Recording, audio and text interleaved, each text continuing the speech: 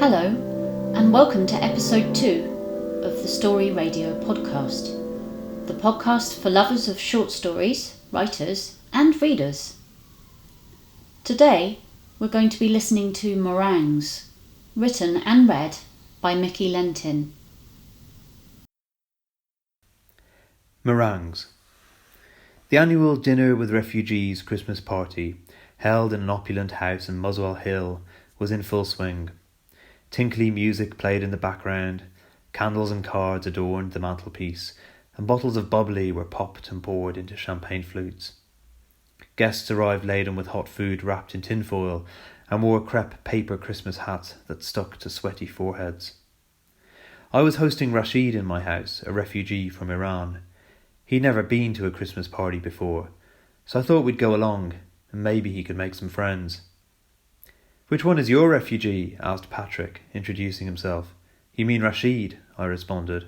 "Yeah, is your refugee here?" he continued, licking his thin, cracked lips that were stained with red wine. A cricket jumper was draped over his shoulders, and he was wearing white trousers that hung high on his waist and suede loafers with tassels. He looked almost anorexic, as if he'd been on an extreme diet, or was just unwell. "He's over there." I pointed beyond a group of people who were crowded around a circular table covered with food. "He's got black hair." "They all have black hair," Patrick said. "He's the one with the blue hoodie." "Oh yeah, looks like a nice lad. How long has he been with you?" Patrick asked between gulps of Merlot. "Few months." "How's it going?" "Good. He's quiet. All good, I suppose." "Is he good at anything?" Patrick asked. "I'm not sure But before I could answer, Patrick continued, "The lad we had was a great cook. He cooked this incredible Syrian lamb dish for us one evening when we had friends over. God, what was it called? It had chunks of braised lamb like a soup with yogurt and pine nuts, spices and chickpeas. Elaine!" Patrick called over to a woman who was standing on the other side of the table. "What was the name of that lamb dish Ali made for us? Do you remember?" Elaine looked over at Patrick and I. Looking like she enjoyed her food, she was bigger than Patrick and wearing a tight-fitting silk blouse. Oval tortoise-shell glasses sat on her bulbous nose and her thinning hair bounced like it had recently been coiffed. Her face was heavily made up, as if she was hiding from something. Along with everyone else, she busily filled her heavy green porcelain plate with food. Grilled slices of aubergine sprinkled with pomegranate and parsley, giant couscous salad with almond flakes and roasted squash, and crispy chicken pieces with crispy skin, raisins and sumac on a bed of rice. Shaq something," Elaine shouted back at Patrick, returning to her conversation. "Shakiri," she shouted again. "Shakria," she giggled. "I can never remember those funny names." "Yeah, that was it. He was good at that," Patrick said. "Come on, I'll introduce you to Rashid," I offered. Rashid was sitting on a heavy plastic dining chair, the kind you find in nouveau riche wedding venues, balancing a plate of food on his lap. He lifted a piece of crunchy bruschetta covered in roasted cherry tomatoes, garlic and basil to his mouth, which snapped when he bit into it, the topping collapsing onto his plate. "Rashid," I said, interrupting his food. "Meet Patrick." Still chewing, Rashid stood up, holding his plate of food with one hand, and shook Patrick's hand with the other. "Hi, what is your name?" Rashid asked slowly. "Patrick." Rick, Rashid said, rolling the R. "Yes, it's Patrick. It's an Irish name," he said impatiently. "Patrick also has a refugee living with him," I said to Rashid, who simply smiled. "Well, actually, we don't anymore. At least, not right now. But don't tell him," Patrick interrupted. "So what are you doing here?" I asked. "The food. There's always good food at these events," he laughed. "Oh, and the company. I suppose it's something to do. It's Christmas," he paused. "Yeah, let's just say it didn't work out. The lad left after a couple of months, saying he was moving in with a friend. One dinner party too many, maybe. I invited him tonight, actually. Thought he'd like to make his shakiri." "Shakria," I corrected him. "Yeah, shakria. And so that he could meet some of the others." "Is he here?" I asked. "Not yet. He might turn up later." Rashid sat down next to another refugee. They both looked straight ahead and poked at their food, trying their best not to make eye contact, as if on a first date that wasn't going well. Same age, probably same journey to the UK. The silence between them seemed like an empty diary, lots to say, but no idea where and how to start. Rashid and I joined a few couples who were grouped together, trying to talk and eat while balancing wine glasses on their plates. As we nibbled, the conversation drifted in and out of local news and politics, planning applications and school places. Rashid stood straight and stiff amongst us, hands in the pockets of his skinny jeans, nodding politely. I tried to explain some of the conversation to him, the intricacies of school catchment areas, Brexit, no deal, laughing at the ridiculousness of it all. It all depends on where they measure the catchment area from, you see, I said. The headmaster's desk or the school gates. I don't know which one it is, but either way it's a joke that we have to go through this. And the stress for the families and kids, especially those who move, I insisted. Everyone nodded in agreement. Rashid smiled his tentative smile. His dark hair was shaved on both sides, leaving a few short curls on top, and his face looked flushed from the wine and the heat of the bright spotlights that shone from the ceiling of the architecturally designed kitchen extension. Walking stiffly, he shuffled as if it was too painful for him to bend his knees. He'd had a chest infection for some weeks and started to cough abruptly, so I banged his back a few times, making tears well up in his eyes. "Have you seen Elaine's meringues?" Patrick yelped with excitement. In the centre of the table was a circular mirror serving unit that reflected the ceiling spotlight and rotated gently on a motor, like in a Chinese restaurant.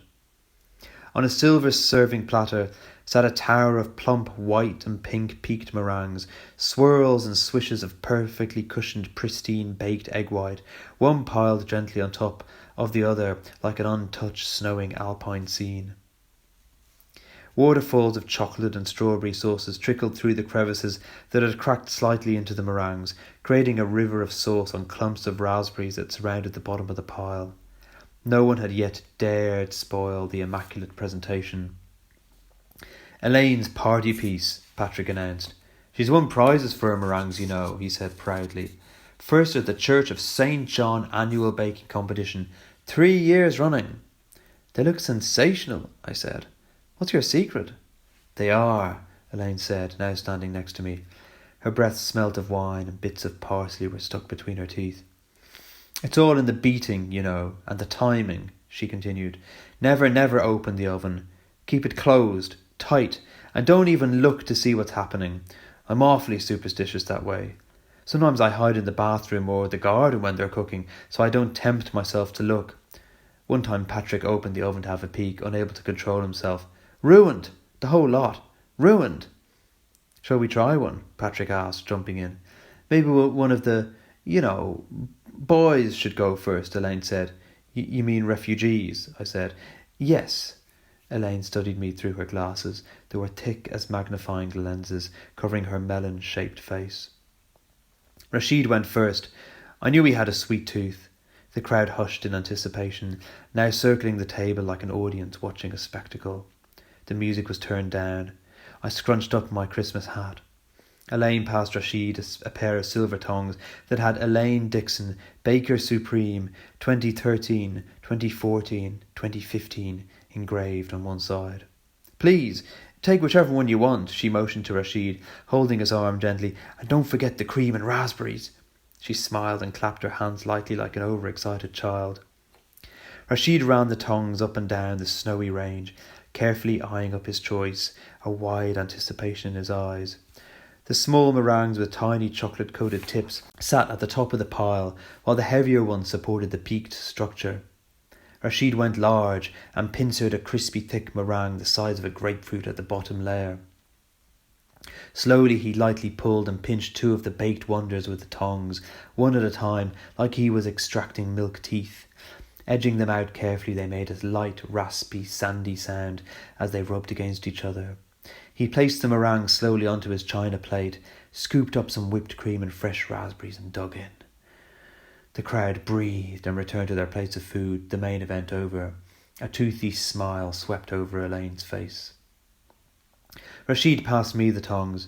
I went in for my helping and dug deep into the hole that he'd made, searching for the thickest, juiciest, stickiest meringue.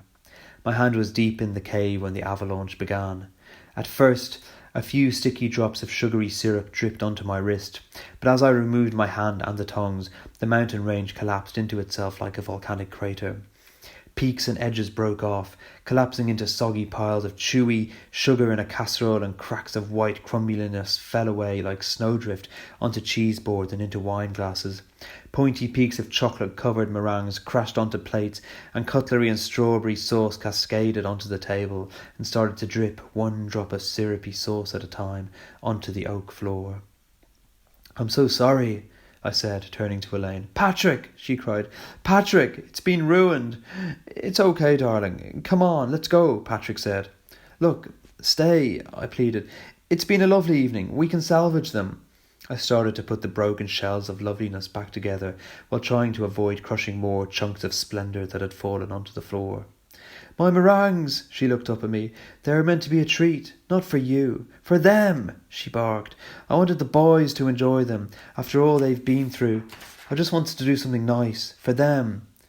She was sobbing, and tears had filled her lenses like petri dishes. The guests parted as Elaine and Patrick walked out of the kitchen.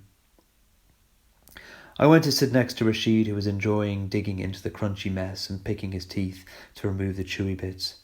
Next to me was another refugee dressed in black jeans and a tight black t-shirt. He told me that he was a qualified karate instructor, but was now training to be a hairdresser. Rashid and the karate instructor exchanged a few words in Farsi before slumping back into their plastic chairs. A new refugee arrived, carrying a white oval dish covered in tinfoil. "What did you bring?" I asked. "Shakriya," he responded.